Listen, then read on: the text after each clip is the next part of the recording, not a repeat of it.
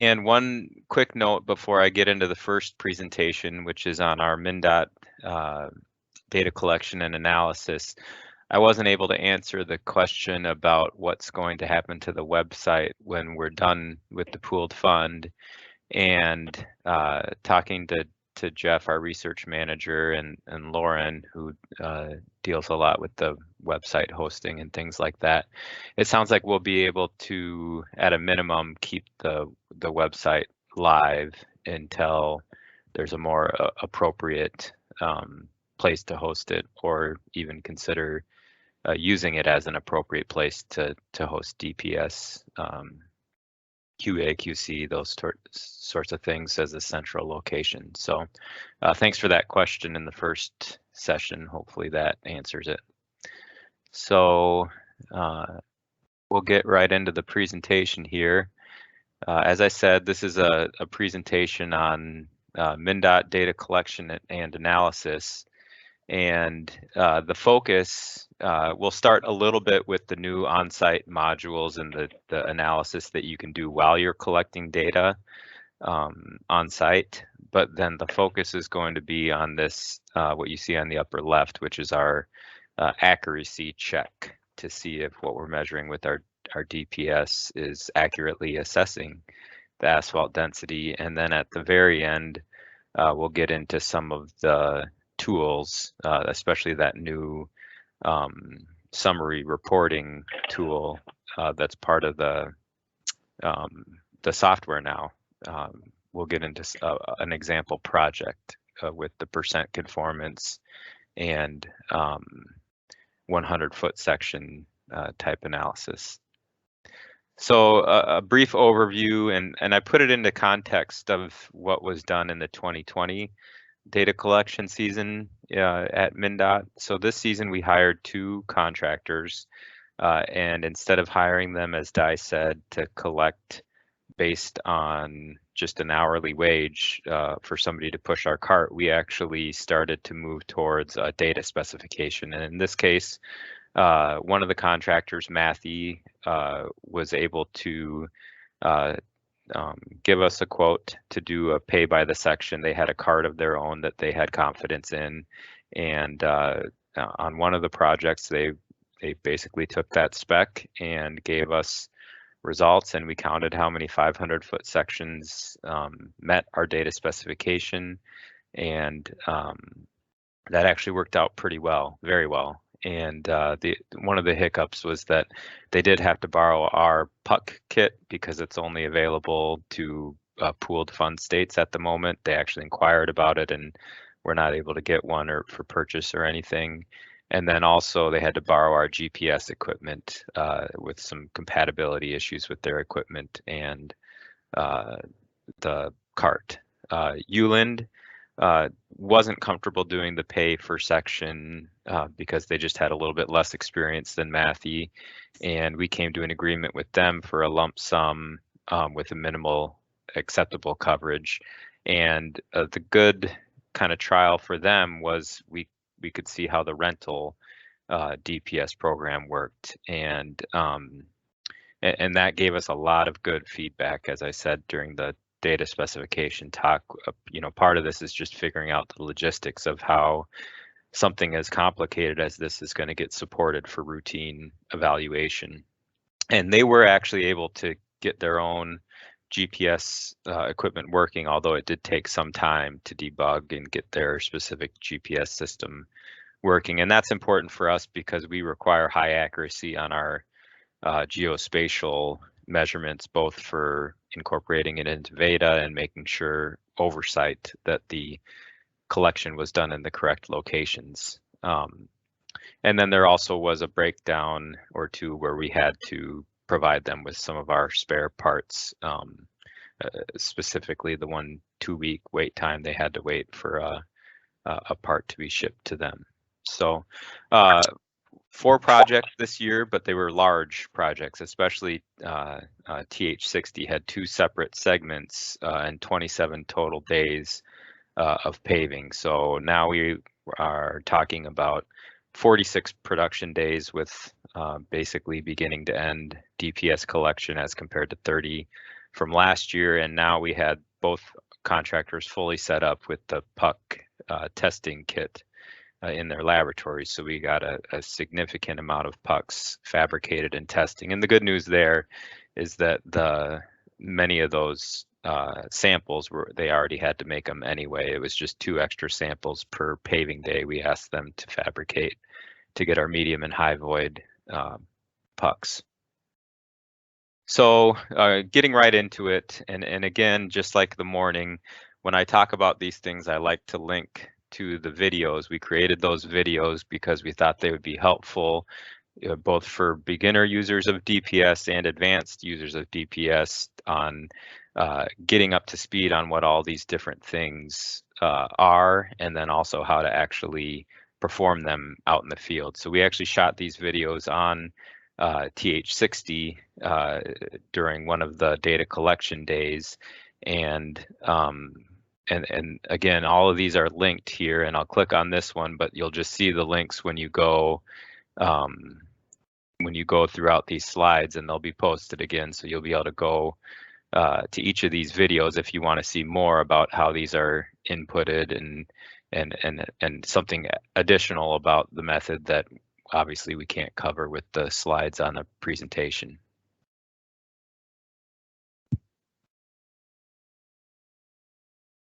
So by working our way through the software, you can do, it's called a quality assurance module, but again, it's better called a data consistency check. And the on-site result that you get now is much better than what we used to have to do when we didn't have this quality assurance module. So basically what you get when you set up this test, and we'll start with the swerve, but I'll also go over the line test with this new module and what it looks like in the field. You basically go into the quality assurance module, you select swerve, you select your measured distance and press any of the buttons to start the swerve test. And you know, by swerving back and forth within 1 foot of each side of the max density lane, you get a result at the end. And what we're advising for the on-site analysis is just to make sure that your lowest sensor measurement, which in this case is 5.29, is within 0.08 of the medium or median dielectric measurement, which in this case is 5.34, and then do the same for the highest sensor. And as long as the 2 outside sensors are within 0.08 tolerance, you're good to go. And it's just nice to have that on-site feedback. And with the swerve test, unlike the line test, you actually have to do a second pass back, because this swerve test would not be a correct assessment of your sensor consistency if one half of the lane was higher or lower density than the other half. So by doing a pass backwards in the direction where you came from, now you have the same coverage for your 2 outside sensors. And in this case, again, they were all within 0.01 on the pass back. And that pass was done for training on the video linked below. Similarly, for the line test, you go into the quality assurance app, and in this case, your file inputs are just the same as the swerve test.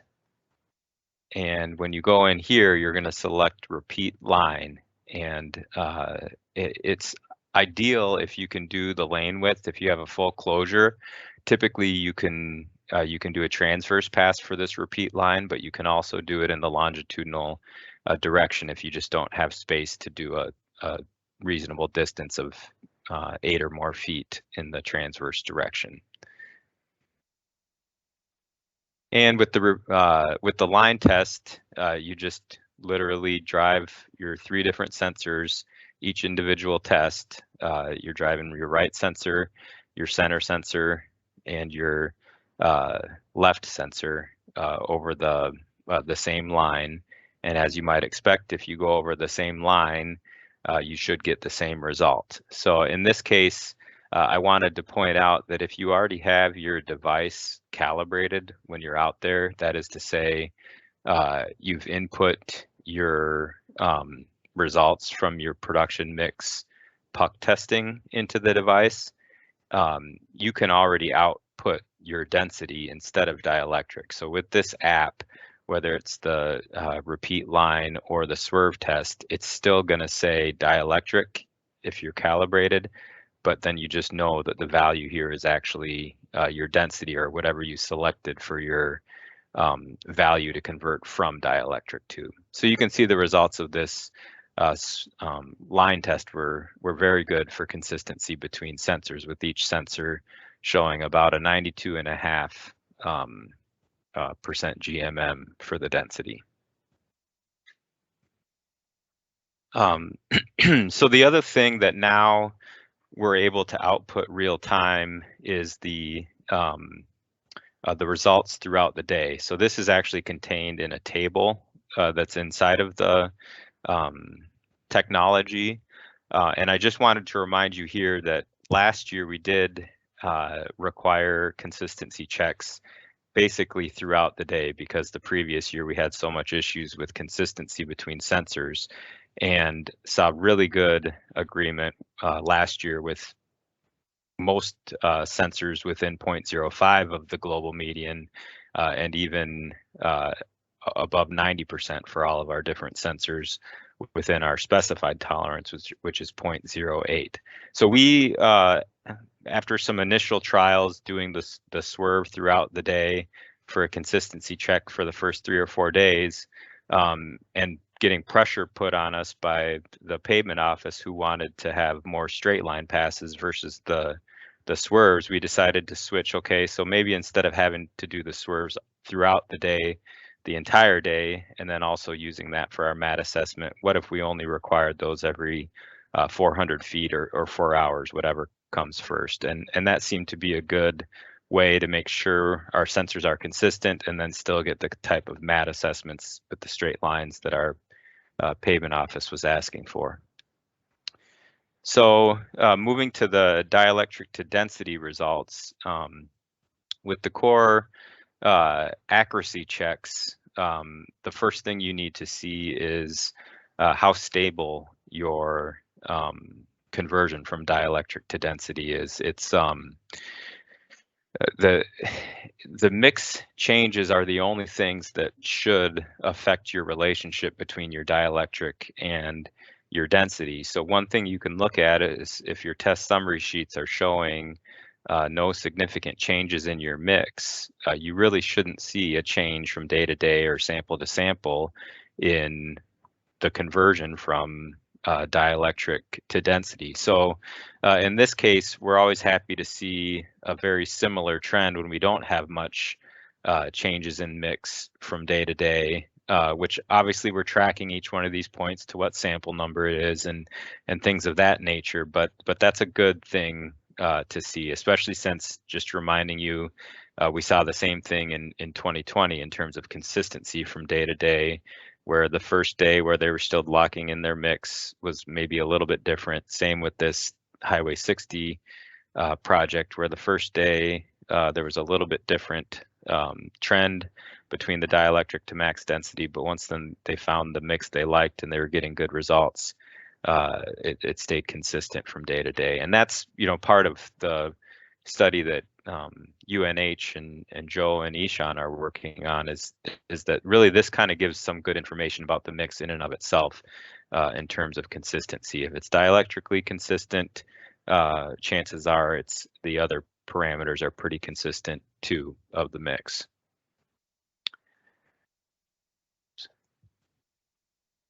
Now this gets us kind of to the meat and potatoes. And again, I wanted to remind you briefly of the results from 2020, where by and large, the core accuracy check showed really good agreement in general between what we're predicting and what we're actually seeing from these core results day to day.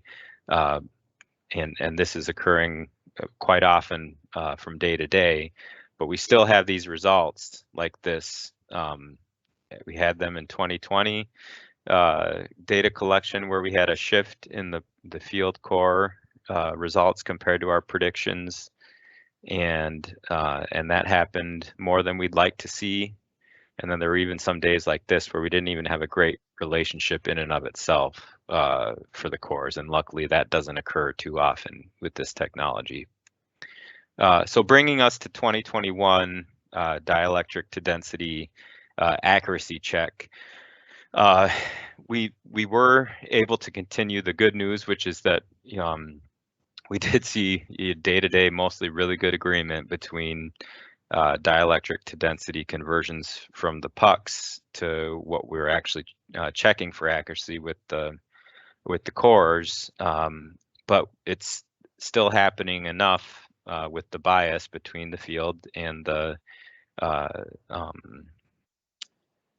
pucks that we need to do further evaluation before we can deploy this sort of a method for density acceptance. So I just wanted, I linked a document. This is, you probably recognize this from that template that's on the website, but basically we just have these different sheets for all these different days that we went out there and we collected the orange dots, which are the pucks for that day, which is the 2 design void pucks. C and D are the medium and high void pucks, and then A and B are the design void samples throughout the day. So we're able to plot that and then create a curve based on that. This has the coefficients that you want to input into your PaveScan device to get actual density readout live. And then these gray dots here are the actual core measurements, where if you remember in the core validation mode, you go in distance or time mode where you take a measurement directly where it's going to be cored, and then they core them and test them, and we hope it falls on the line. And like I said, most days are like this, where we have a good agreement between our cores and our predictions from the pucks. But I just wanted to be able to cycle you guys through a little bit so you get a feel for the type of agreement we're seeing. And the other thing you can look at is if the difference is less than a 0.03 GMB equivalent, which is about 1.2% GMM, it just stays blue here. But if you get some that move off the line like this, then we're starting to see maybe potentially a little bit of too much of a shift in what we're seeing with the cores compared to the production mix predictions. So, but like I said, generally we see very good agreement. This is Highway 30, where we were doing all the measurements right behind the final roller and marking the cores and measuring them. So a very consistent agreement from day to day. And then also here's 21, where we actually were doing coring the day after, so measuring throughout the day behind the final roller, but then shooting them for dielectric right before they're cored the following morning, and actually had relatively good success, as you can see here, with within acceptable variation from our prediction most of these days here. But as you'll see, there's still some days where we're still in good shape, but there's still some days like this on the 26th where we had a shift in dielectric. And this is actually a bad example of it being a bias that we can't explain. This was one of the first days where we tried testing after the following morning, right before the cores, due to logistical reasons, and we knew it had rained the night before, and this was a trend that we expected to see on this day on May 26th that we tested. It's where we get to the TH60 again. That was a rain day results, where generally again 60 was good. We saw really good results, but we saw stuff like this from day to day. There's another good result, a rain result. But this type of stuff where we get a shift off the line is what we're going to focus on a little bit here, just to give you a little background on the ways that we're looking into where these shifts of the cores are occurring, and what days and what's unique about those, and how we can try to limit so that we're getting good agreement as many days as possible.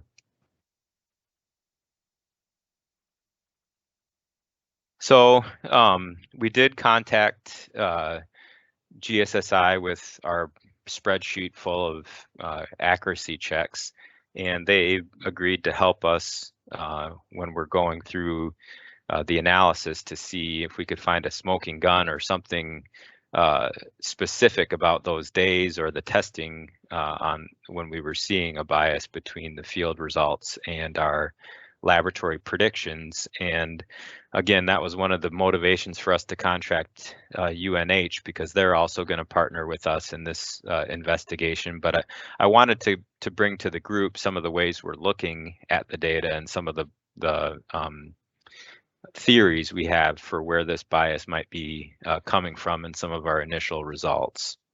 So what we ended up doing is, this is a set of 18 paving days from TH60 where there was a high percentage of days that were resulting in bias. And one way to look at this data is to normalize the cores dielectrically to their GMM, their max gravity dielectric value. And that's something that Ishan and Joe and UNH is also doing it as part of their study. It's a good way to normalize your dielectric results to the mix. And one thing you can notice there is that on these biased days, the pucks are very consistent from day to day, and the shift is typically in the cores below. But it is interesting also, I will say, that when you see a drop, even in the puck predictions, it does correspond to a drop in the field results.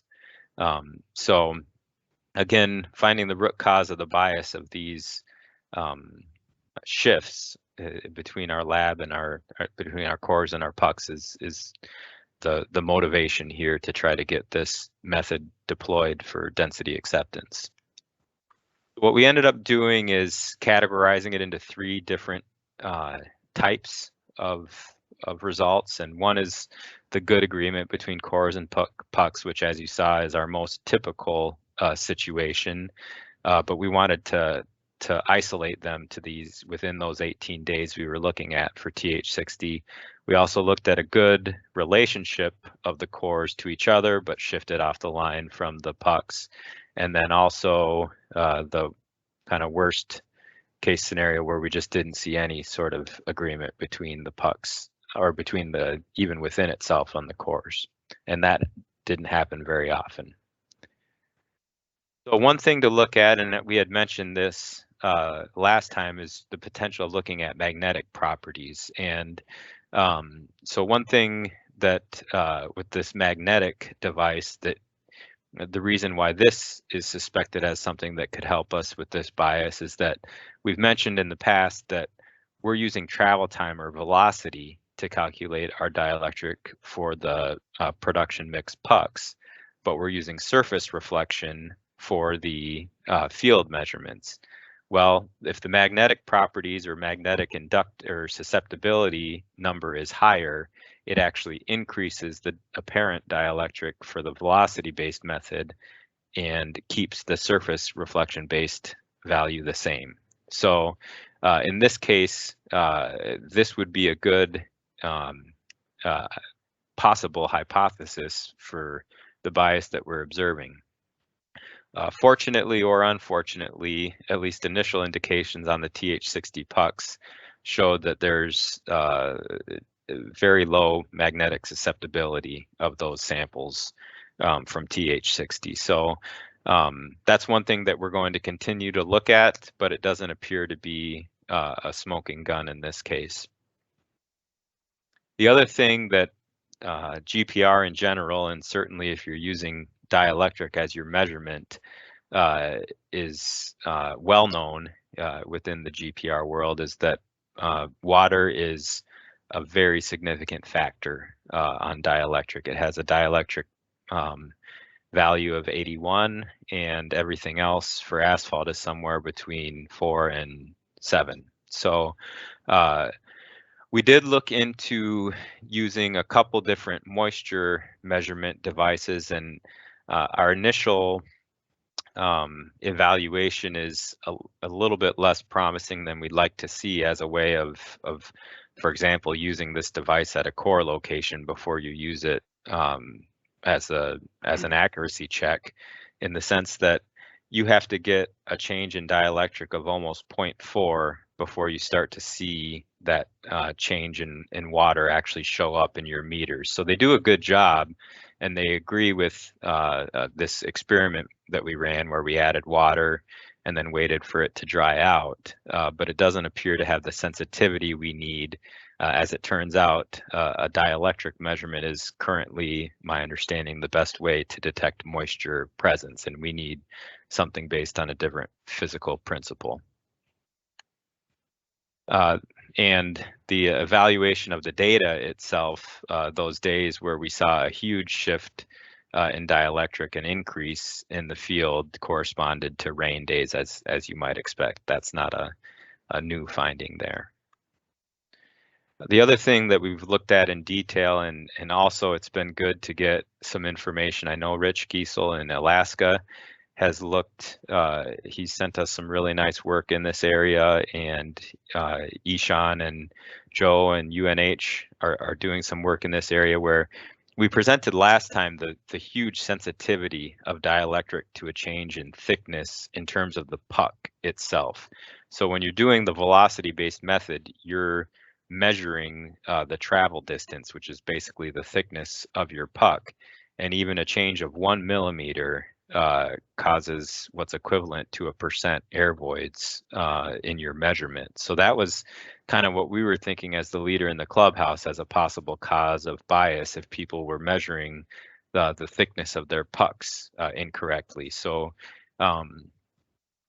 so we've attacked this by using actually a touch probe. Our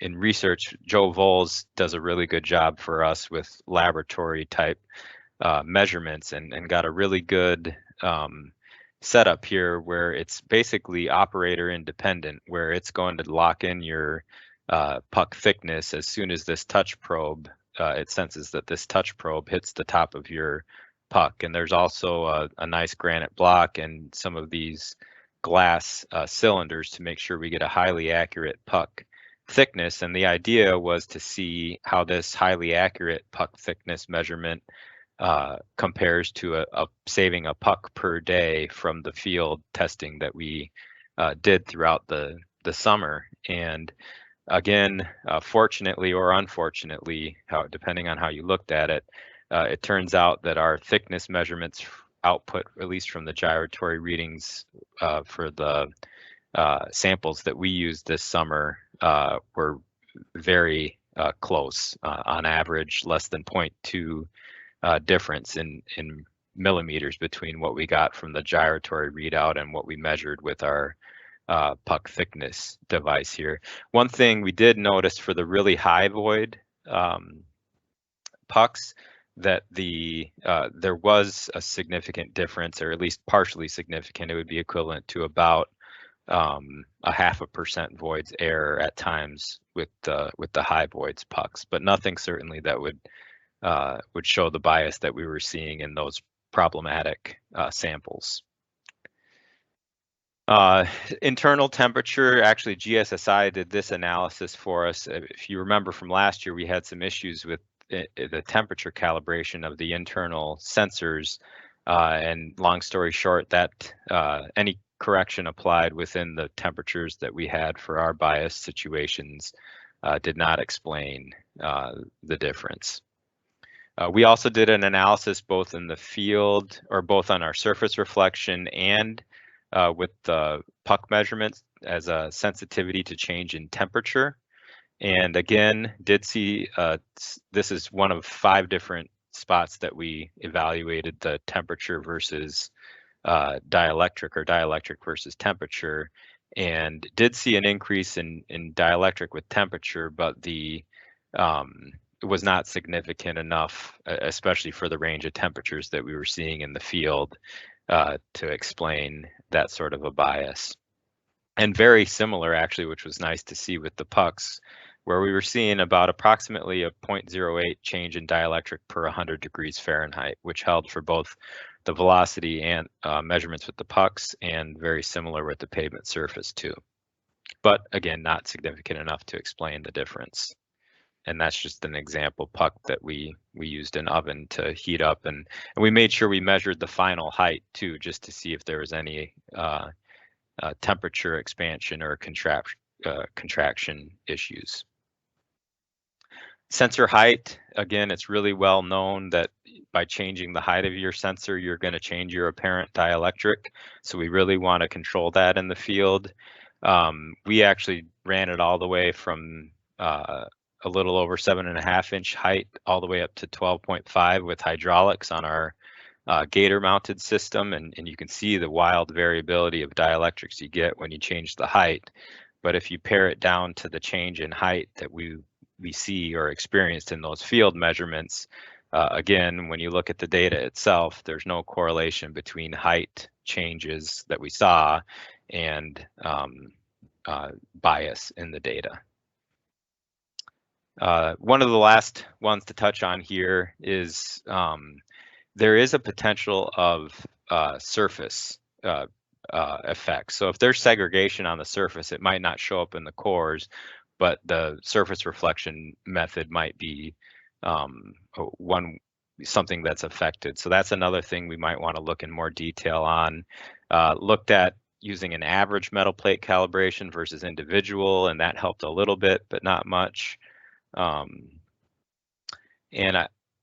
One thing I'll just mention here, not that we want to put all of our eggs in the UNH basket, but Jo and her team are also going to be looking along with us and whoever we can team up with our technical working groups to try to attack this, because this is almost number one that we got to get figured out to get this technology deployable for density acceptance. With that, I wanted to get into at least a little bit here. We have 7 minutes left that I wanted to talk about those analysis improvements that we've had since our last meeting together.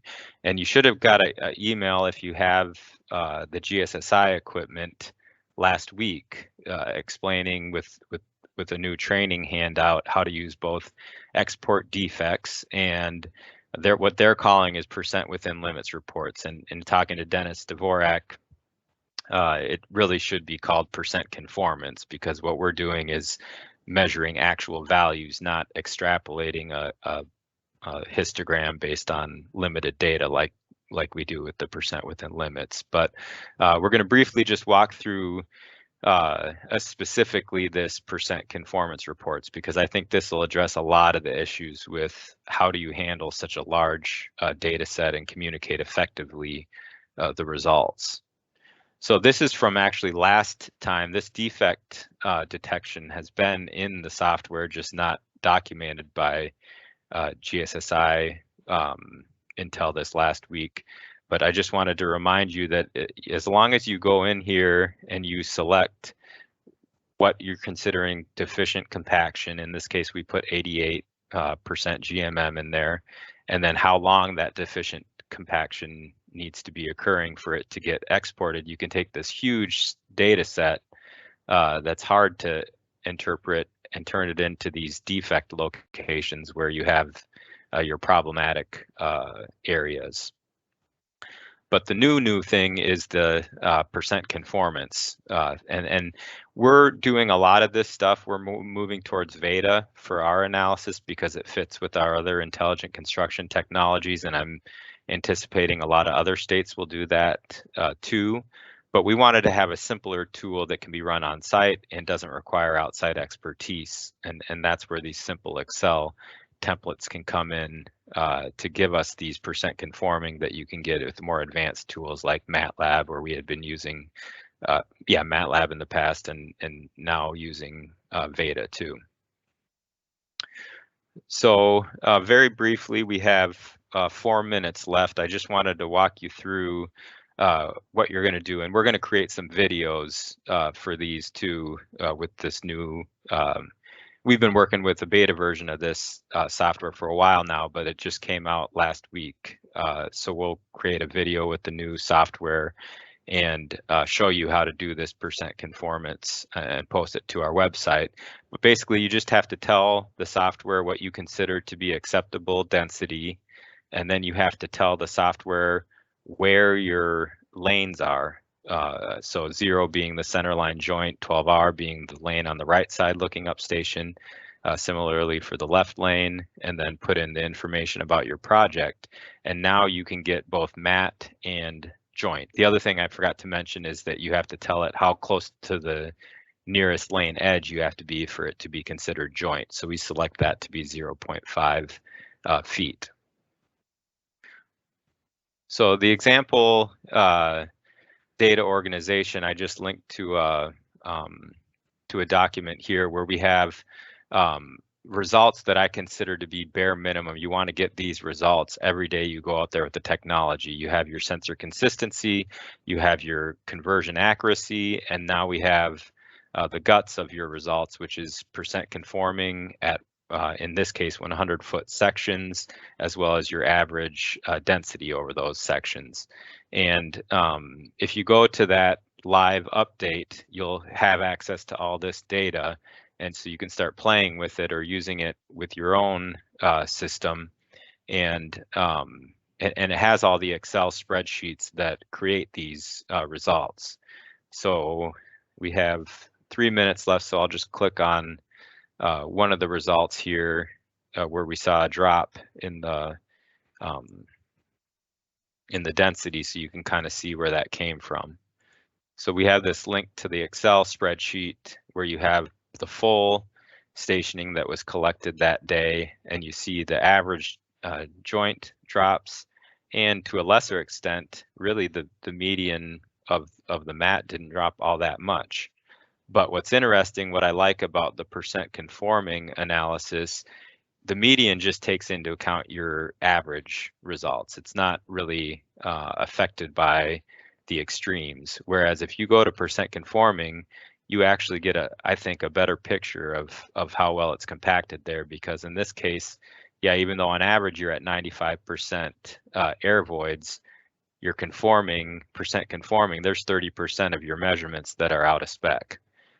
So I think this is a good way for you to quick and dirty look at the analysis, and then you can get closer in on whatever your area of interest is by just putting your range of values down here.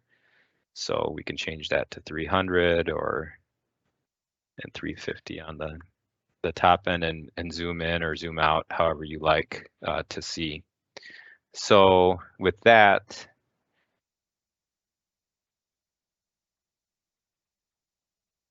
let's get out of here and back into the presentation. I'd like to thank you for your time, and I don't want to infringe on the next presentation, but it looks like we have a minute for if there's any questions. Otherwise, I can answer them in chat as the next presentation goes on. Yeah, we do have a question for you. I'm not sure that Di answered both of the questions, but maybe he did.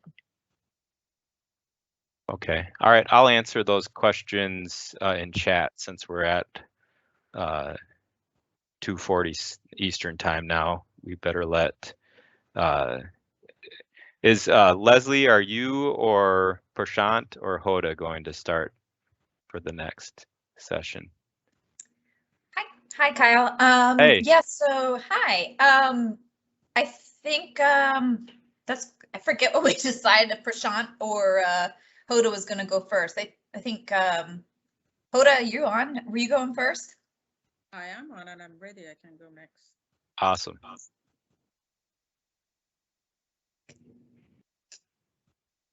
So Leslie's group has been doing a great job getting the loan program going and getting people experience with the device. So I'm glad to have you guys part of the pooled fund, Leslie.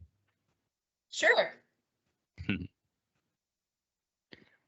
And Hoda is going to share some work that her research group has been doing with the technology, and it's been good to catch up with them on a monthly basis. So go ahead, Hoda.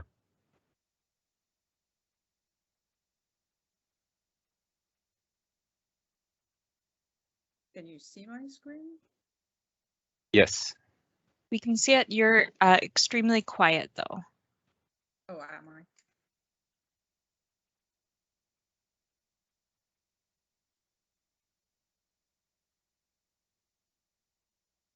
Sorry, I thought Leslie is next, but definitely go next.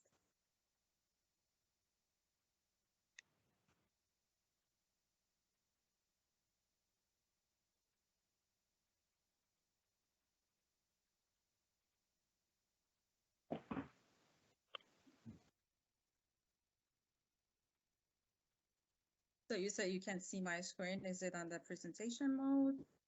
We can see your screen, but I can barely hear you. Do I sound better? I don't Yes, know. that is a little bit better.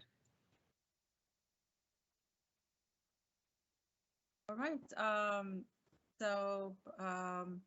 Thank you, Kyle, for the opportunity to present the NDE lab's effort on evaluating density profiling system.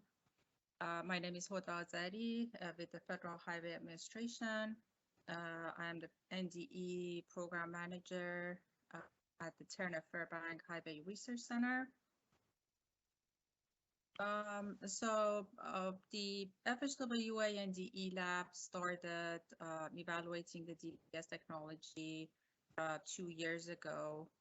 We started evaluating available systems from different manufacturers, and we ended up purchasing one DPS unit from GSSI RDM 2.0 in 2020.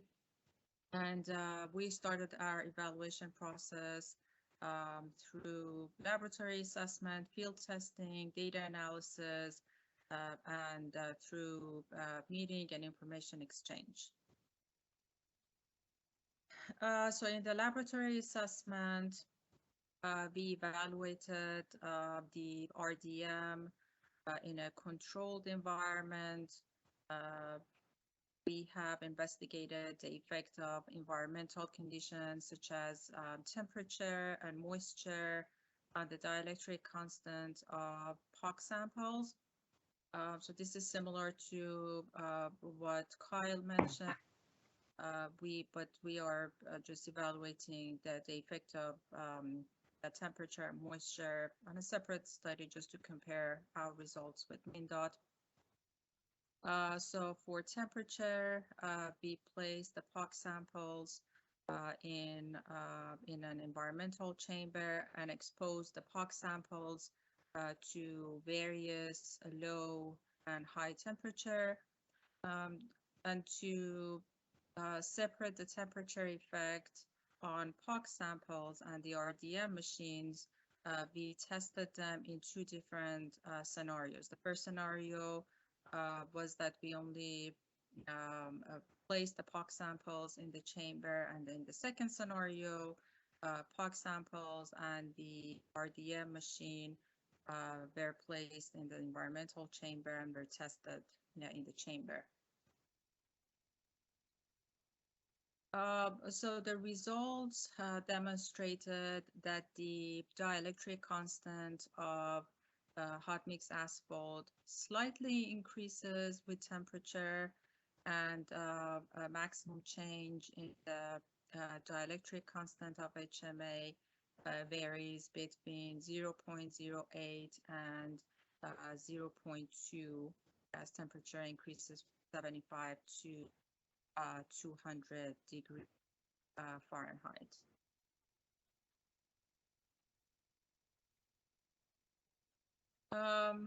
As Kyle mentioned, again, we are also investigating the potential source of bias between lab-based calibration curve using the POC samples and field-based calibration curves using core samples for relating the air void to dielectric constant. So in this study, we hypothesized that the final size of POC sample can contribute to that bias and discrepancies. We measured the dielectric constant of POC, also measured the air void content of POCs and cores taken from the POC, and developed a calibration curve using the dielectric and the air void content data. Well, the results demonstrated that the POC samples tend to show higher air void content near the edges of the sample, and we believe that the air content of the core taken from the POC is more realistic of the field condition.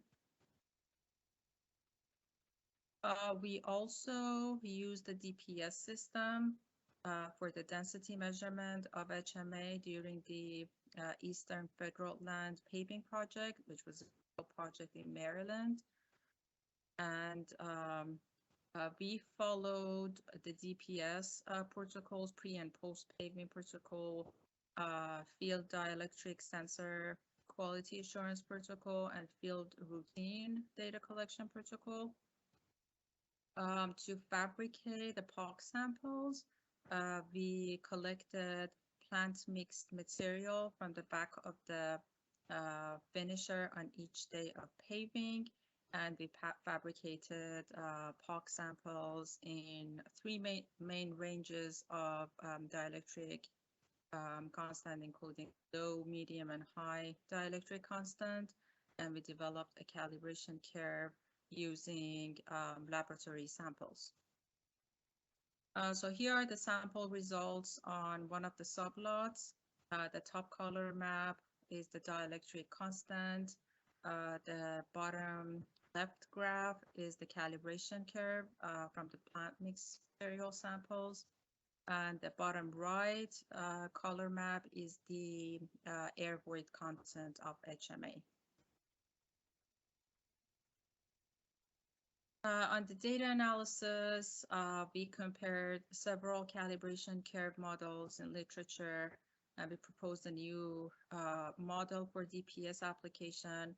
We also performed further data analysis, including cross-validation analysis, to get the minimum number of cores needed for developing a non-biased calibration curve.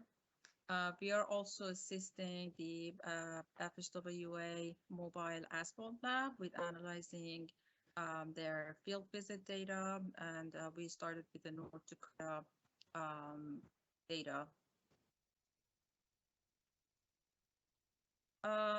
Last but not least, we hold monthly calls, as Dai mentioned. We hold monthly calls with MnDOT to share our research results and to brainstorm about like future research opportunities and next steps. So if any of other states is interested in participating in these calls, please let me know, and I'm happy to add other states in our monthly discussion. And here are the proposed research activities based on our lab research, discussion with MnDOT, and also the research gaps identified in the DPS workshop. First of all, we will investigate the impact of aggregate source and aggregate gradation on the dielectric constant of HMA. Second, we will investigate the application of DPS for war mix asphalt and mixes prepared with recycled material. We will identify a time window field measurements to verify contractors' data and to assure the quality of the pavement. And finally, we will investigate the precision and bias between DPS units from the same manufacturers and potentially between different units from different manufacturers. That's all I have. I had to include this disclaimer in my presentation that U.S. government does not endorse any products or manufacturers. The manufacturers mentioned in this presentation are included only for informational purposes, and it's not intended to reflect a preference, approval, or endorsement of the government. This is my contact information. I'm happy to answer any question, or again, if you're interested in to be added to our monthly discussion, please let me know. Again, thank you for the opportunity to present our work.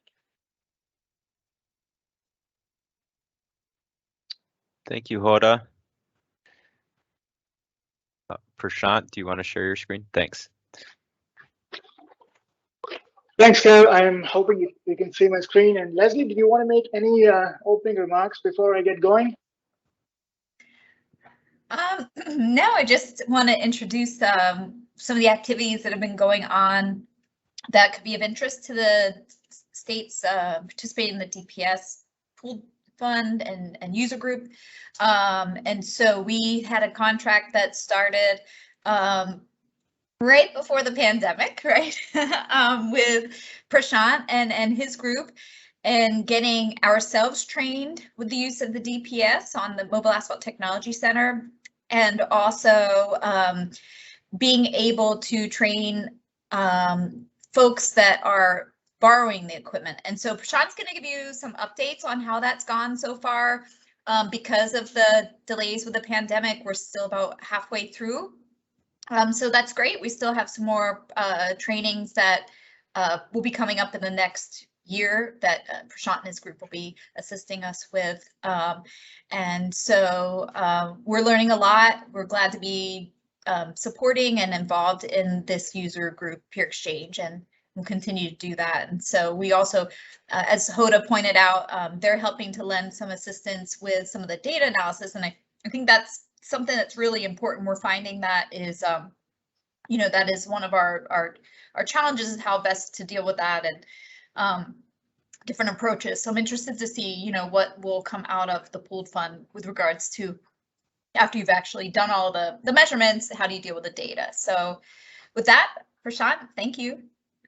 All right, thank you, Leslie. So over the course of the presentations during the day, we've seen a lot of more advanced type analysis work, and mostly from experienced DPS users, right? So what we're going to look at here is how agencies that have been participating in the equipment loan program and their experience with the DPS, and they have sat in on many presentations and webinars on the equipment, but this is actually the first time when they've gotten hands-on with the equipment, started using it themselves on some projects, and then these are some initial lessons learned from some of the demos that we've done. And on this slide here, this is the standard FHWA disclaimer that we are required to show on presentation. So this is only to provide information, and this does not have the force and effect of law, and are not expected to bind the public in any way. All right, and some quick acronyms. I'm not going to go through this, but again, another slide we are required to have in the presentation. So like Leslie mentioned, this DPS support program began right when the pandemic hit, right on March 15th of 2020. So we had some delays in getting the equipment, and some delays in setting up the training, and travel issues and so on. But over the course of the last year and a half or so, we've been able to do five different equipment loans to a number of agencies that we will be looking through. But overall, the goal of the program itself is to provide support to the FHWA Mobile Asphalt Technology Center team in providing technical assistance, conducting these training sessions, and also helping state agencies with the field demonstrations, and also developing brief reports documenting every agency's loan experience. So what did they use the equipment on? What mixes did they use it on? What was their overall lessons learned, their feedback, and what are the plans for agencies to implement this particular device? And then with with the part of the contract, we also put together a brief, quick guide document. So if somebody is looking at the device for the first time, what do they need to do to set up the equipment? How do they put the software together and things like that? So it's very basic information on how you put the equipment together, perform calibrations and validations that most of you are familiar with. And then also provide support and outreach to the payment stakeholders as we go through the contract itself. And like Leslie mentioned, my name is Prashant Ram. I'm with Applied Payment Technology. I'm helping Leslie and her team with this particular project. Also working with me is Dr. Derek Tompkins from AET. And we are working under the leadership and direction of Leslie from FSWA. And we also have Steve Cooper and Monica Jurado who have been supporting us. And looking at the participating agencies, right, we have 5 agencies that we've worked with so far. We've had South Carolina DOT, and that was the first demonstration that we did. And I'm very thankful to Cliff Selkinghaus for helping us with that particular demo. And since we could not travel during that time, all this demonstration had to be virtual. And then the second one was with Missouri DOT. That was in March 2021, earlier in the year. And that was also a virtual event. And then the first in-person event that we had was with Massachusetts DOT in June 2021. So with Missouri DOT, I'd like to thank Jonathan Warner, who's been helping us with coordinating all the demos, and he's been working closely with equipment. So, and with MassDOT, I'd like to acknowledge Mark Brum and Maggie McDonald, who've been instrumental in with the equipment loan. And earlier this year in July, where we had a demo with the Wisconsin DOT, and Mike Bond from WisDOT was our lead person on that. And then the most recent demo we've had was with Arizona DOT, and Nia McCarty was our point person on that. So with these in-person events, we also included virtual access. So people who wanted to participate remotely, FSWA division staff and other agency folks that could not be present at the face-to-face meetings, we had the virtual access set up for these training events. And before we actually conducted the training event and the field demos, right, we did do a pre-training check-in about a week before the actual training event. We talked to the agency, did a quick condition check of the equipment. Are the sensors functioning okay? Is the equipment in proper working condition? And also we came across a couple of issues. We had some sensor issues that we had to deal with. We had some, bent screws and nuts here and there, but nothing major. Overall, this was to make sure that we had the equipment in proper functioning order before we actually went ahead with the training event. And with the training event itself, what we covered was some basics on DPS. What is a DPS? What does it do? What can it do? What can it not do? What should you use it for? What shouldn't you use it for? And things like that. And then we talked about equipment setup, calibration procedures, validation procedures, and the standard mix calibration. What should you do when you collect the data in the field, and on-site equipment operations. And we did have a brief question and answer session where agencies came up with a lot of questions, because this is the first time they're actually using the equipment and the software. So we had a sit-down session with them to go through each agency's feedback and concerns. And then here are some pictures from the DPS in action. So you can see some photos there, some from nighttime testing, and then most of the agencies did, I think most of their projects did do testing in daytime, but agencies did do some nighttime testing, and they did report some challenges associated with that, as we will look at those in the upcoming slides. So one of the first points that the agencies mentioned to us with nighttime testing is definitely a challenge, particularly when there is no lighting around. And if you're relying on the on-site construction lighting, in some cases you might not have much. So nighttime testing it's a challenge to make sure that you are on a straight testing path. So one of the suggestions was if you could have a light mode on the device itself, that could be hugely beneficial. And then agencies thought that one person could be enough to handle a field testing operation, but quickly they learned that you need at least 2 people, at least initially, to get the operation and process, and then get going with the data collection.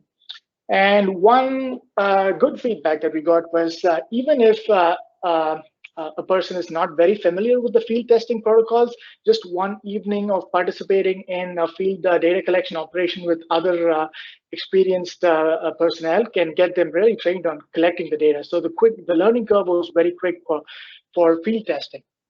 And agencies also noted that, especially if you're new to the setup, it's probably a good idea to test this equipment out on a low traffic volume facility before you take it out on a major project that is time sensitive, like an interstate project with this high traffic volume, and you have shorter windows where you have available for your testing. And one item that came up was that you can the software configuration, right, on the testing pattern, the file setup, the data collection protocols, and everything. It can take a long time to set up on site. So if you test, plan for everything ahead of time, if you do all the setup ahead of time, and all you need to do is come up on site and click the buttons to pick the right file and the right folder, and then you're good to go for testing. So that was noted as an important thing to do. And then agencies did mention that understanding the DPS software configuration does take some time. There is a learning curve associated with that, more so to get yourself familiar with where the various buttons are. And they mentioned that as they got working with the unit more, they got more comfortable with it, but they did note that additional training would really, mostly hands-on training would be beneficial to get them more up to speed with the various software configurations.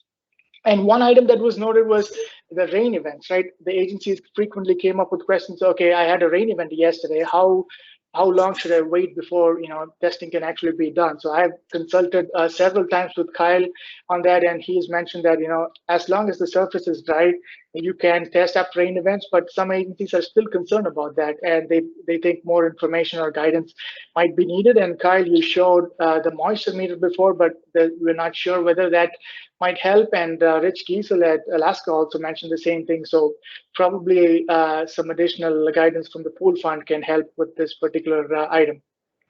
And agencies did know that a high accuracy GPS unit is probably a necessity for most highway agencies, because a lot of times they mentioned they had a lot of trouble with the stationing, and some sites did not have any station stamps, or they paved over the station stamps, nothing was available. So it's a high accuracy GPS unit is almost a necessity for most agencies as they do the DPS testing. And looking at some lessons learned from the mixed calibration efforts, right? The agencies are really, they really think the puck calibration effort is still the future, but they did think that core data is probably essential for them to rely on more while the procedure is in development. And then Kyle, you showed some good agreement between the puck calibration curves and the core calibration. In some cases, not so much. So this is before it can be used for acceptance, additional research is probably needed.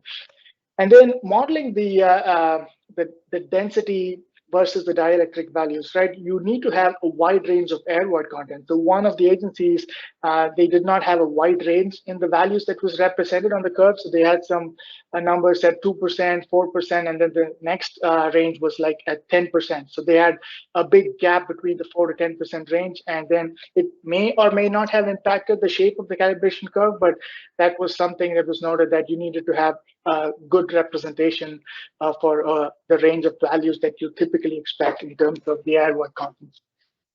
And then one agency did note that fabricating the gyratory pucks for the asphalt rubber mixes at high air void contents was an issue, keeping the pucks themselves stable. But in the end, they did overcome that by fabricating the pucks to the air void rates that they reasonably expected to see in the field. And then that's how they overcome the values. But they did know that with high air void contents, it can be an issue. And then we did have South Carolina testing a stone matrix asphalt mixture, and they did not have any particular issues with the dielectric values. And in terms of overall agency experience, right, they seem to have good agreement between the electrical gauge measurements that were being taken on site to the overall readings that they got from the DPS. And most state agencies are interested in implementing the DPS, and then cost of the device was noted as a potential barrier for implementation. And they also noted that a vehicle mount could be very, very beneficial in the implementation. Also, maybe a robot like Kyle was showing earlier this morning. So these are some of the initial lessons learned. And if you would like to borrow a DPS from FHWA, contact Leslie. I think the last name is incorrectly listed as Myers. It should be McCarthy. Anyway, contact Leslie, and she should be, or her middle name is Myers, maybe. She should be able to help you with the DPS equipment log. And with that, that takes me to the end. Thank you very much, Kyle, for providing me with this time slot today. Thank you, Prashant. So we're actually doing all right for time here. We were going to introduce Brian Hurt and CTC Associates. They're going to be helping us moving forward with communications and technology documents and ways of communicating the technology and our results to a wider audience. But they're still under we're still contracting them. So at this point, I think it's a good idea to move on to Fabricio and the work that they've been doing at NCAT. So Fabricio, if you don't mind sharing your screen.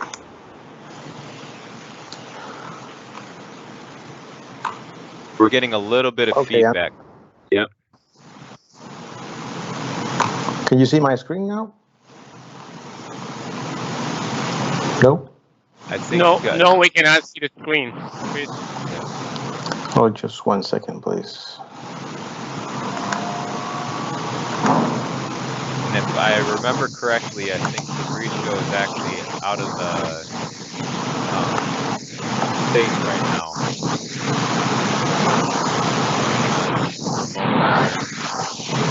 Is it showing now? I'm sorry. It's showing now, yep. And actually your audio had feedback before, and now it has feedback again.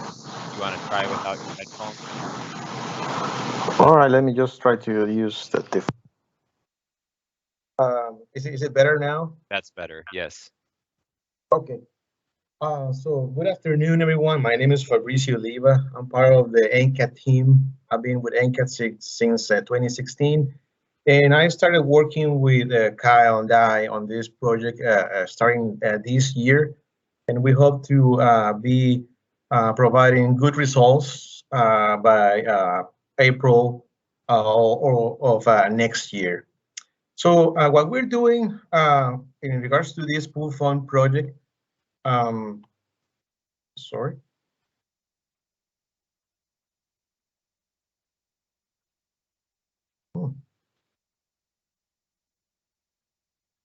I'm sorry. I don't know why it's not doing what it's supposed to. So what we're doing, we're helping with the 3 different tasks. The first one has to do with evaluation of the pavement thickness on DPS readings.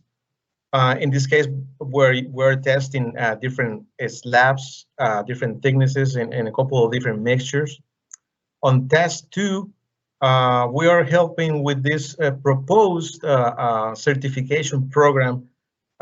So in the future, when new devices, different vendors, and so on and so forth, they're gonna join the market.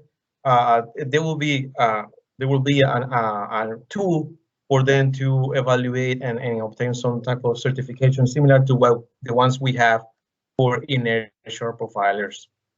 And task 3 has to do with the development of precision and bias statements for the laboratory testing and field testing. So in the first one, we are evaluating, as I mentioned, the effect of thickness using slabs that we created in the lab. And basically what we did at the beginning, we had 12 slabs using 2 different mixtures, pretty much fine-graded mixtures. One is a 9.5 millimeter and the other one is a 19 millimeter. And we also have 3 different thicknesses that we created based on the nominal maximum to thickness ratio. And we also tested, these different slabs. We placed them on top of another asphalt concrete material. We also use concrete, and also we use the steel plates as a very extreme potential base material, just to see the effects of those. And here's just an example of what we obtained on some of the slabs. as you can see, well, the description is we were able to measure 4 locations within the slabs. Initially, we were going to have 3, but we were able to accommodate 4, and at the same time obtain 4 cores per slab. We use all 3 sensors that we had available, and by the way, the sensors and the equipment we're using is part of the program that FHWA has. So thank you very much for letting us use that equipment. We also had 2 target airboys, 3% and 12%. And as I mentioned, 3 different thicknesses. In this case, for a 9.5 millimeter thickness mixture, we have 1, 2, and 3 inches slabs. And we, as I mentioned, we had 3 base materials with different dielectric values. On the left top graph, you can see that this is the 9.5 millimeter with a thickness of 1.1. When we wanted to have 1, but at the end was a little over 1 inch with a target value of 12%. That's a relatively high airboy content. But after running a statistical analysis, we're able to determine that there's no difference when we went from asphalt concrete to concrete, but when we had steel, which is at relatively or significantly higher base dielectric value, it's gonna show some effect. And when we went through a thicker slab, which is the bottom left graph, you see that there was no statistical effect. So basically, at this point, we were confident that, you know, if we have values or materials with close or similar dielectric constant, we should be okay. But we wanted to make sure that there has to be some caution if we have thin slabs. In this case, we went with 2 inches to be cautious in regards to that, and we'll see more results later on. When we moved from that to the 90 millimeter, we didn't see any statistical effects when we change the material located at the base of the mix.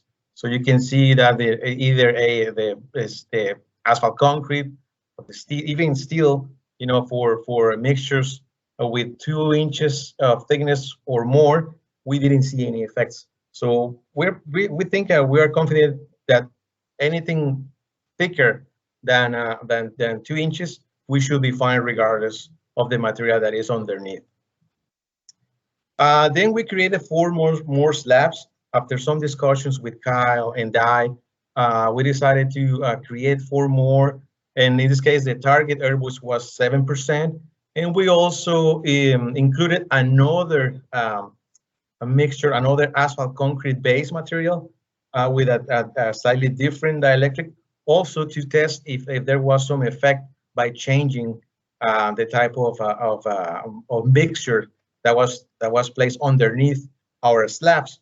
And when we tested, you know, thicker layers, 3 inches on the 9.5 or 4 inches on the 19, there was no effect as we observed in the previous slabs. But when we went with the thin slabs, we did notice that at the 1 inch, even the concrete, you know, showed some significant or statistical difference compared to the other asphalt concrete slabs.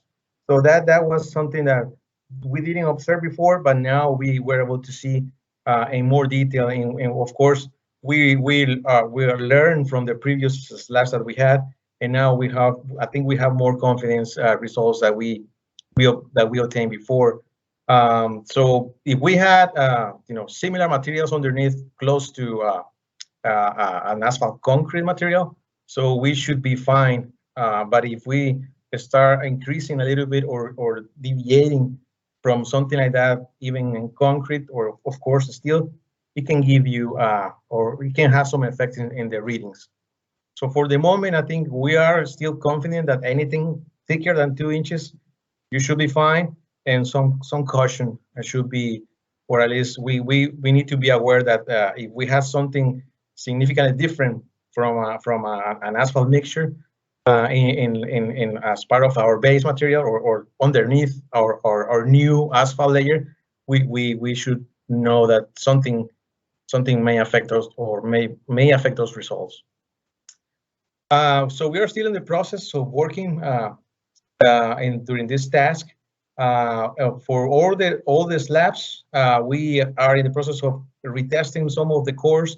We didn't find a good agreement between the airboats measured directly from cores and the estimated from the correlation equations from the POC or lab testing. So we are retesting just to make sure that we didn't miss anything. And we are also going to core and test those samples from the second round of slabs because everything you saw was in terms of dielectric, and we want to present that also in terms of airboats. And even though this is a little bit out of the scope of the project, we want to prepare 4 more slabs using plastic and rubber that were prepared or at least built in our test track facility this year. And just because they were some interesting materials to deal with not only in the lab but also in the field, and I also want to evaluate those. And we're going to have more of these materials in the future, and hopefully even at Mean Road next year. So it will be interesting to see how those behave. For test 2, here's when we are helping with this concept of certification of density profiles. And for that, what we're doing is pretty much trying to reproduce what has been done following AASHTO R56, and with the idea to determine accuracy and repeatability scores. For IRI or for inertial profilers, it took some time, took thousands of profiles, and to develop those scores. In our case, we didn't have all these many results or field results. So for now, what we did is we created artificial profiles, and then we use ME modeling, pretty much AASHTO, to come up with performance profiles, with the idea to determine what the scores are going to be based on errors. So as you can see, we had errors that were calculated based on a root mean square error that comes from the density profiles. And also, we're going to use a mean absolute percent error. Those are based or are obtained from performance. And the score basically is computing that mean square percent error and subtract that from 100. And if the profile or the candidate profile matches perfectly, as shown here in this figure to the left top, if the candidate profile matches the reference profile, the score should be 100 because the error is going to be 0. If there's a slight deviation in the candidate profile with respect to the reference profile, so the score is gonna be less than 100. And for this example, it was just as artificial deviation from the reference. So you can see in the figure to the right that is showing as a parallel error line based to the equality line. And in that case, the score is going to be 92.8, just as an example. And as I mentioned before, we are creating, or we were to create artificial density profiles, and at the same time, artificial performance profiles to come up with those scores.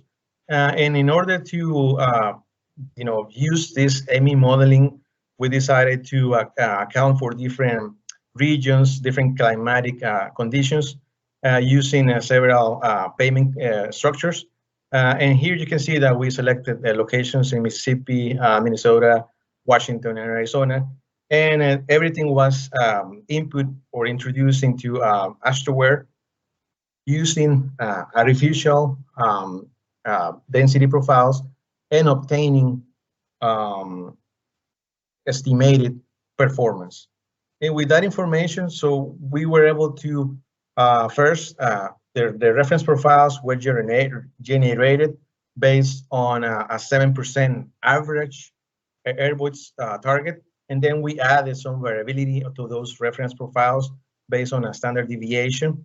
And then the candidate profiles, we had a larger or a wider range of profiles from 4% to 10%. So we could observe, errors related to or in reference to the profiles that would show us, a wider range of potential errors in the performance. So at the end, we have several hundred profiles. This is just assuming one section. So for one run or one of the simulations, we will have around 540 candidate profiles, and then that was for one a standard deviation with respect to the reference profile. Then you have to multiply that by 10, and we will have the total amount of candidate profiles or artificial profiles. So with that information, and after using the reference performance profiles, we were able to determine the preliminary scores. So here in this figure, you can see that we have the agreement score, which is basically comes from the density profiles, and by applying that equation that I mentioned, that is obtained between the reference and the candidate profiles. And to the y axis, we have the 95th percentile of the mean absolute percent error that actually comes from the reference, for performance profiles. So we want to have a lower error with regards to performance, and at the same time, we want to have a high score for our profiles. So with that, if we follow all the different estimated performance, we came out with these two scores. We need an agreement of above 92% to pass the accuracy requirement, and that accuracy requirement is based on maximum 10% error. And for the repeatability, the agreement score has to be above 94. So we're going to have less than 5% error. And that, if you are familiar with inertial profilers, that is something similar to has to be done. And in our case, we're also going to recommend a reference profile, which is going to have several density levels, and that's sort of what we had in a couple of sections of the track, and we're going to use that as a way to verify what we are proposing in regards to these scores. This is still under development.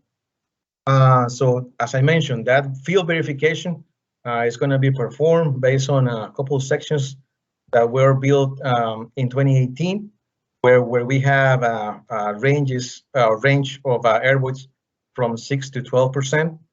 And the reference profile is, at this point, comes from a non-nuclear gauge. We have nuclear and non-nuclear. At this point, the non-nuclear is giving us, I think, a better confidence and better repeatability just to generate the reference profile.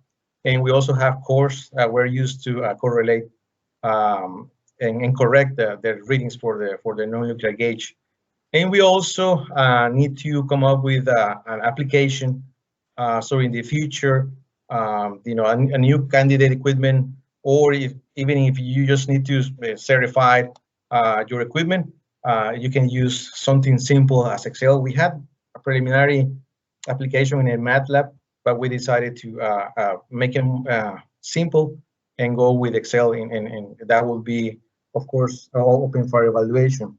At this point, we are also preparing, it's almost done, preparing an AASHTO draft practice for the certification program, and of course with the appendix that is going to provide all the explanation and all the details with regards to the development of this course. Okay, and the third task has to do with the development of precision and bias statements. In this case, we use the same mixes that were utilized in task 1 to prepare slabs. To develop the lab correlation curves, we created 4 different air void levels from 3 to 12%, and we had 3 replicates per level. And we also, of course, prepared that or tested all these different bugs. At this point, we had at the beginning we had only 3 sensors. Then we added 3 from Georgia DOT with 3 operators, and MinDOT and Kyle's group. They also prepared or at least tested the same samples. I think at this point with 6 more sensors. We are looking to add more. So if anyone is interested in either sharing with us sensors, or if you want to test the samples, please let us know, and we should be able to ship the samples. We'll also follow the standard, or at least the preliminary protocol, testing at 3 different positions of the box, in the center, rotating 90 degrees and flip over. And with regards to field testing, we were lucky to have construction at the track with a variety of materials, thicknesses, and so on and so forth. So at the end, we were able to test 17 different sections, and only 8 sections were used for the development of the statements. And here I wanted to share the results of the box. You can see the difference between the 2 mixes. One is a relatively fine and smooth mix, and the other one is a little bit rough, the 90 millimeter. I think that was a good selection because we wanted to test, not only a difference in size, but also a difference in texture of the mix. And the results are shown in the table. But what was interesting to see is that each in the plots, each data point is actually the average of those 3 protocol readings. So you can see in some cases, especially for the 90 millimeter at the high air void content, there's some variability that can be, can significantly affect the determination of the correlation equation. Because if we were to follow the protocol, we would only have 1 puck per air void level, and in this case we have 3. So that may or at least help us explain some of the bias that we may see moving from the lab to the field course. So we wanted to test that and see what could be the effect by having 4 air voids and some variability when we have replicates. And as you can see, these 2 figures here, the 9.5 millimeter and the 19 millimeter. What I'm showing is the average equation that was developed, and at the same time the range by using all potential combinations of results. And in this case, you can see that if we were to predict air voids at the high air void content, you may see something close to 1% in the 9.5 millimeter, but almost 2% range when you go to the 90 millimeter at the high air void. And in that case, when we had a discussion with Kyle on that, we decided maybe we should not go that high in terms of pucks when we develop these equations. So we decided to test to see what will be the new ranges or the new levels of intervals that we could have said we only have 3, and those were decreased a little bit. At least if this you can compare. These are in the same scales, but we were able to decrease that range or the potential error by moving up and down with respect to the average. So that may be a way also to try to explain some of the bias that we observe in the field. We also wanted to test for assessment or agreement and concordance, and basically all what you can read here what we're trying to do is to see if we can replace one sensor by another when running these correlation equations. So in order to do that, we have all the results. We had this concordance correlation coefficient, and for that we need to have a coefficient with less than 2.5% or a 97.5% maximum. Then we have the total deviation index. In this case, for the dielectric, we need it to be below 0.06. And this other parameter, coverage probability, we need it to be with a minimum of 90%. So all these three provided us when evidence or statistical evidence that you can only have one of the sensors in the lab to run all these different correlation equations, and be confident that if you need to bring one from the field, the new one is gonna perform, or it's gonna give you similar results. So with that, here are the results that we used, and we have to compare these in pairs. So for instance, we have 207 versus 206, 195 versus 206, and so on and so forth.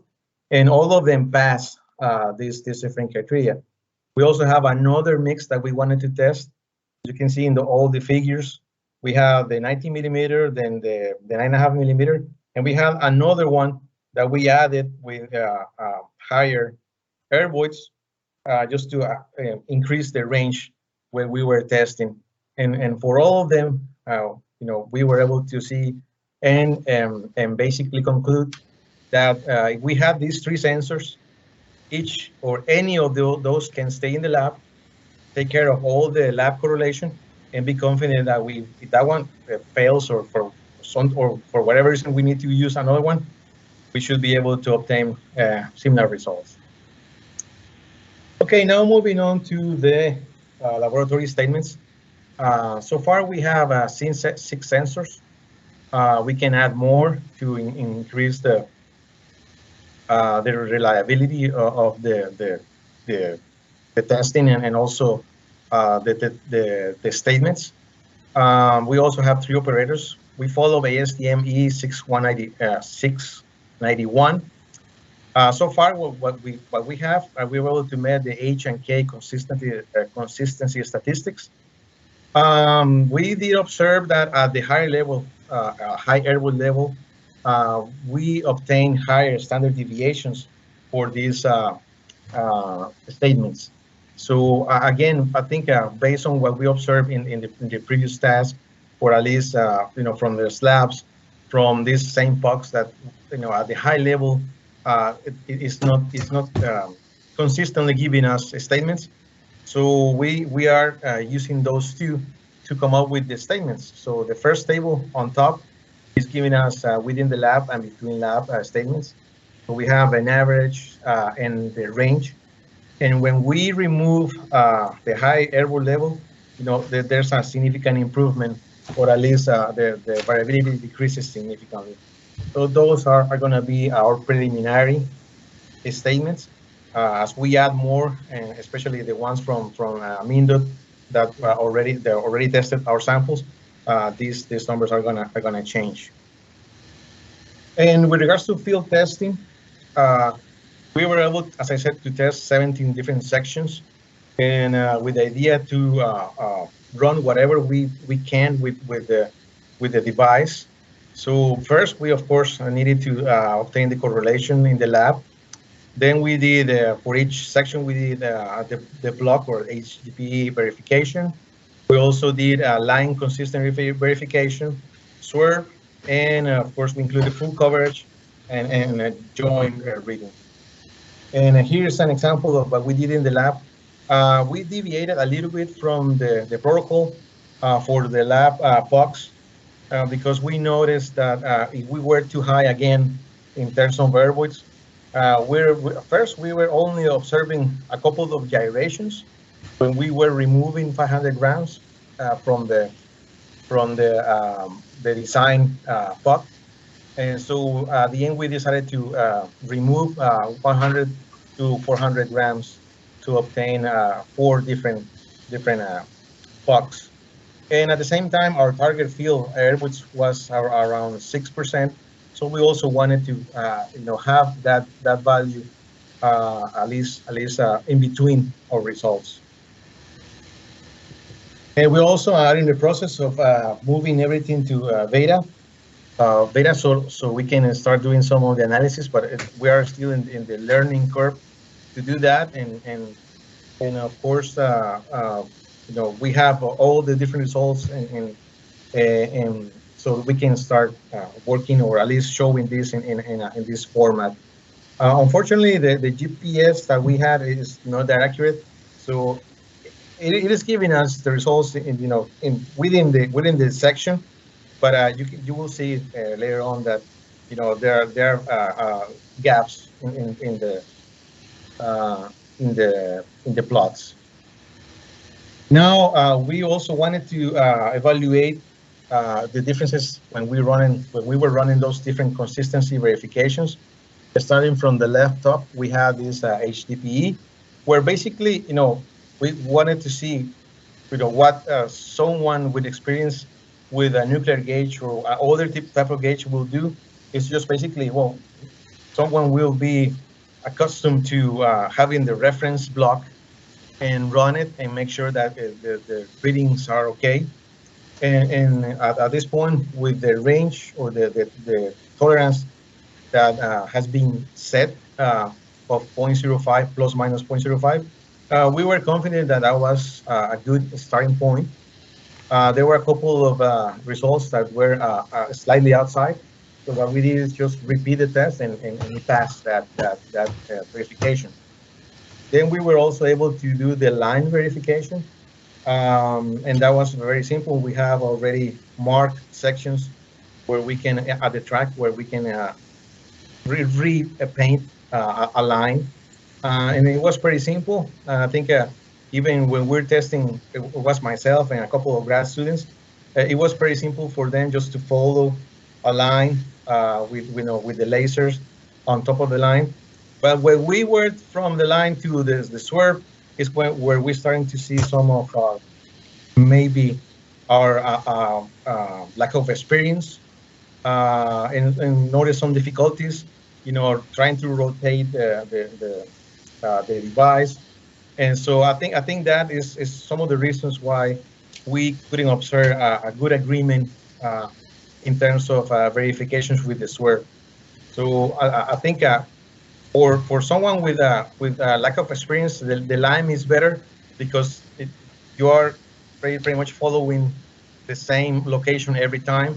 And with swerve, there are a little bit more variables that get involved into running that type of verification. And for field statements, we only had seen 6 sensors, and only eight sections were available. Even though we had more sections, but or they were already doing some diamond grinding and affecting what we have available. So only 8 were available at the time when we were running these field statements. We were testing right on the joint, as stated, or at least half foot from the joint. We also followed ASTM 691 to come up with the statements. And we were able also to verify that the H and K consistency statistics were met. One thing to notice is that we didn't observe significant differences between the readings at the joint and at the center or close to the center of the section. And only a few cases you can see on E9, E9J. J is for the joint, and E9 without the J is close to the center. In only E9 and in E10, we were able to observe a significant effect by reading at the joint. But in terms of average of the section, only those two were showing something like that. Now, when we move to the field statements, the standard deviation of within the lab, we observed that in some cases the variability was higher at the joint, but in other cases that was the opposite. So we decided to run a pair t-test to see if that could be confirmed. And basically, that's what we are observing at this point, that there's no difference between the standard deviation of the statements at the joint or in other location in the section. So for now, these preliminary statements or field statements that you see in this table below reflect both joint and any other location in the section. Action items for this task. Well, we need to add more results to improve our statements with regards to lab testing. Again, if anyone is interested in joining us in this type of round robin testing, we can either send the samples or you can send us the sensors and we can run those for you. We're also going to continue with some of those analysis of agreement and concordance to all the sensors that we have. We're going to update the lab correlation curves with core results. At this point, we have some of the results. Others are still pending to be reported. So we will adjust our lab correlation with cores, or at least compare them. And then we also need to run analysis between full coverage and swerve results.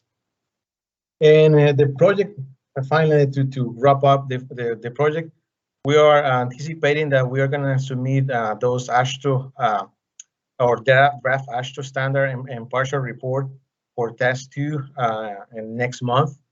Then we're going to submit part of task 1, or at least the partial report of the completed task 1 in January. And then in March, we're going to submit all the results for task 3. So at the end of May, hopefully we'll have addressed all the different comments from Kyle and Di, and make sure that we have a really sound final report. And some preliminary conclusions. At this point, we think that we need to be cautious when we're testing on thin lifts less than 2 inches, because depending on how the material, how the dielectric of the material is compared to asphalt concrete, that may affect the results. The preliminary scores for the potential certification program include 92 for accuracy and 94 for repeatability.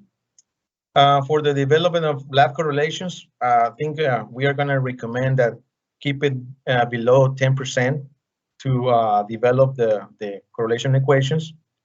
After running this agreement and concordance evaluations, we believe that the sensors really are repeatable, and the one can replace the other in case if that's needed. In my opinion, and I think based on what I showed, the line consistency verification may provide more confidence of the quality of the sensors for people with less experience. I think Kyle has shown that they obtain really good results when they do the swerve test. In our case, we didn't have that experience, but I think with time that should improve. And we have also observed that at this point, no effects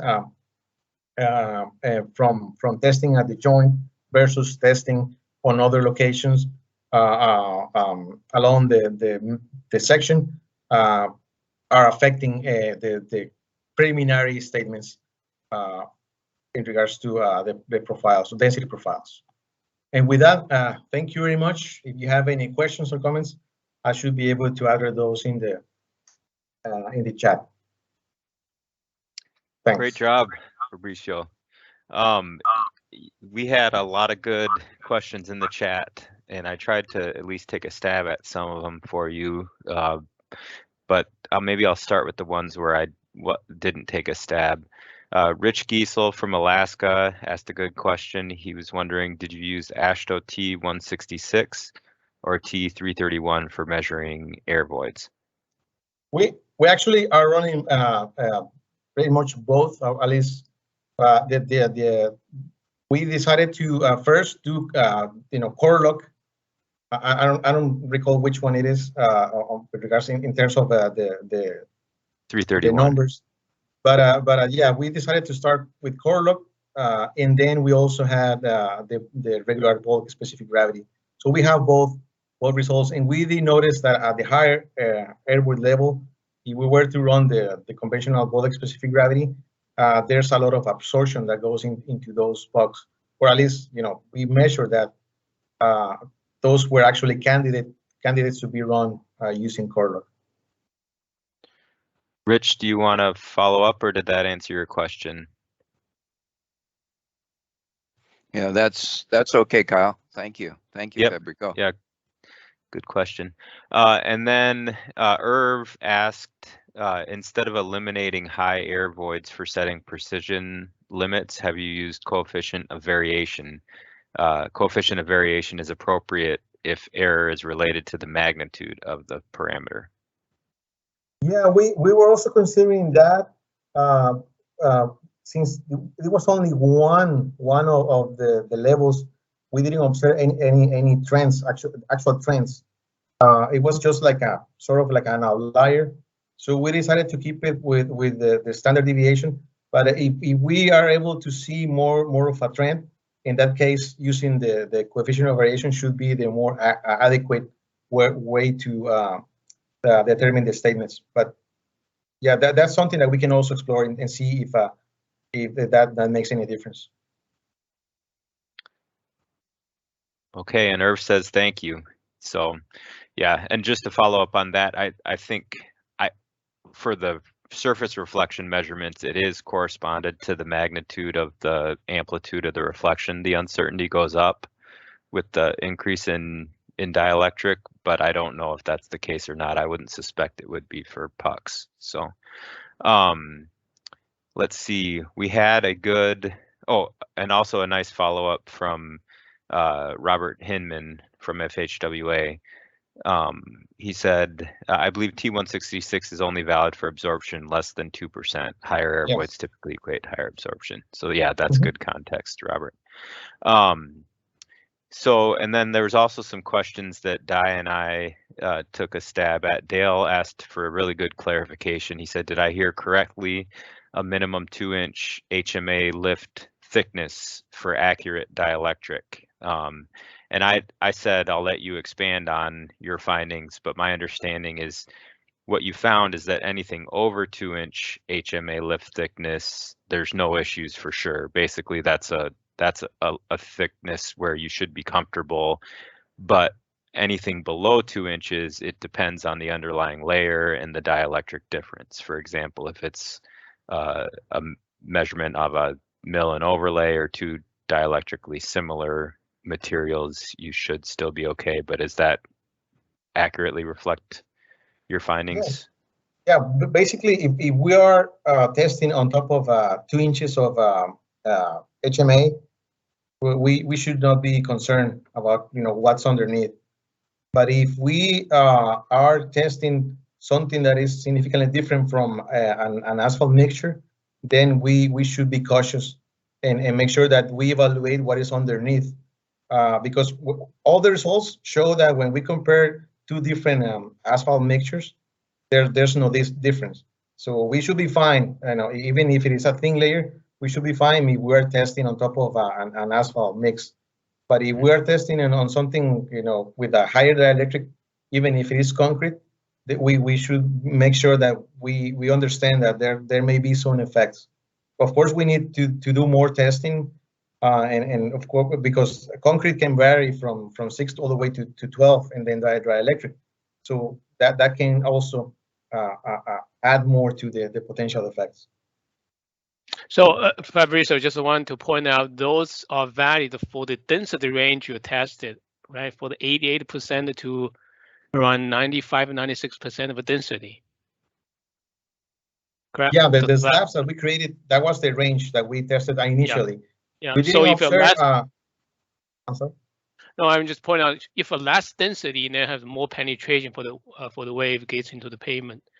So if within this density range, your initial finding is valid. If greater than 2 inches, there are probably no effects on for underlying layers.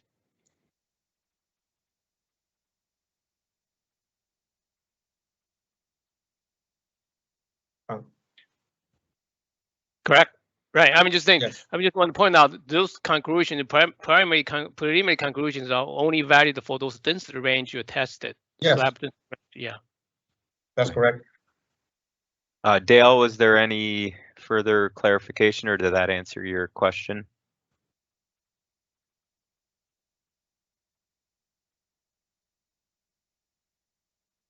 Okay, so that looks like that one is taken care of for now.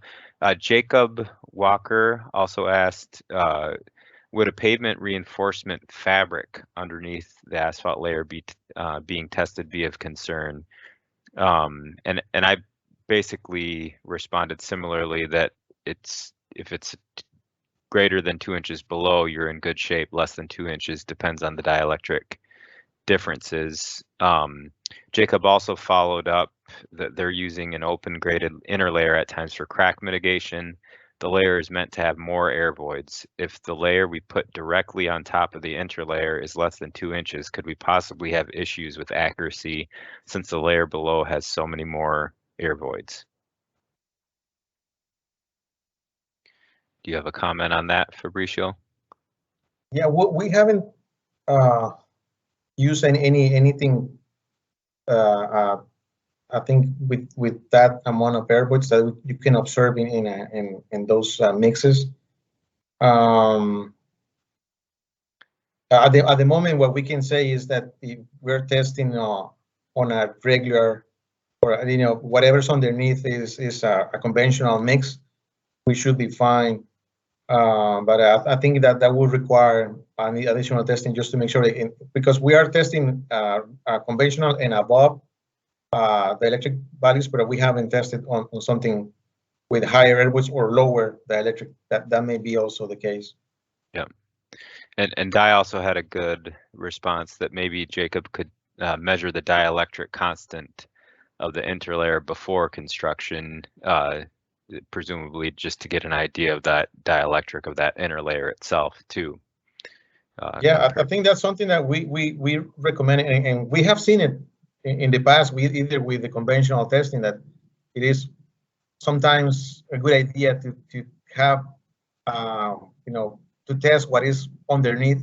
So in the future, if we are not meeting our density levels, that may be due to what is affecting, or what is the density of the layer underneath affecting what is happening on top. Very good. And Jacob says thank you for the responses. So we'll take that as you're welcome. Closing the loop on that. So Robert Hinman says, has any work been done with slag sand mixes regarding dielectrics and variances? Is there signal degradation with mixes with slag? If so, is there a typical bin threshold on how much slag in a mix before it adversely impacts DPS results?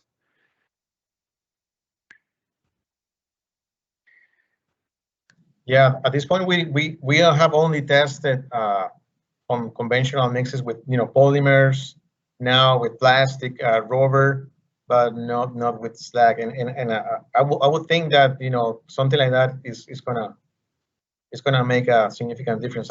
But at this point, it's just a speculation. We need to actually test that and to make sure that we know what we're dealing with. Yeah, and I can follow up that I don't have any experience with that would help in answering that question, but I think that type of stuff it's a great question to be asking, because when it gets deployed, we have to know the answer for the different types of mixes for sure. Are there any more questions for Fabricio? Did I miss anybody? I think I missed Ulrich actually. He asked if we pave a 3-inch surface HMA in 2 lifts of 1.5 inches, are we measuring the 3 inches surface using surface reflection, or are we measuring the upper lift of 1.5 inches? And I said it's the top lift only. Mostly the top inch is of influence, but if there's anything to add there, Fabricio. No, I think you said it well. Okay. All right.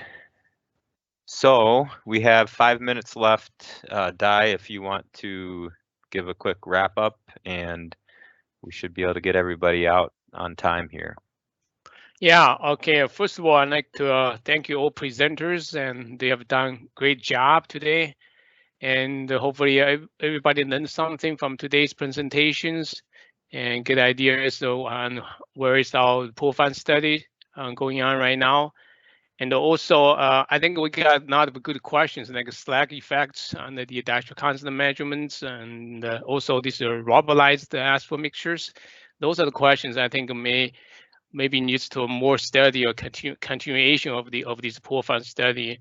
But I want to point out one thing is besides those 13 states currently in the profile study right now, I'm happy to see more and more states join this evaluation pool of this dielectric constant measurements technology, like in Massachusetts DOT, South Carolina DOT, and Arizona DOT also participated in the federal loan program. So also I heard that the Georgia DOT also bought the equipment. So it looks like more and more states join this this technology, and we wish to have more states to get into this this evaluation and using DPS to evaluate the density. Frankly speaking, if we get more and more states to join it, there will be more incentives for the vendors to make investment in this technology and make it better. And it's kind of a chicken and egg thing. And if they see market in there, they will make more investment. And hopefully, we can bring more vendors into this area, and eventually you want to drive the equipment cost down. To get it fully implemented and easy implemented and cheap way to implement, and I think that would be a very good thing.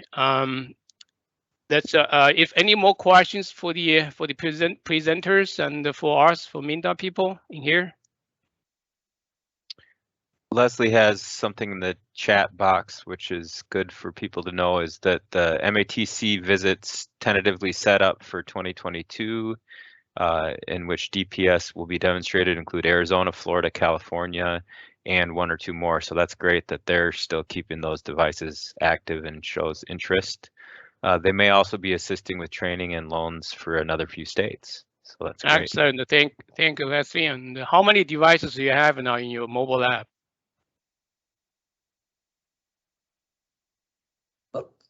Popped off mute.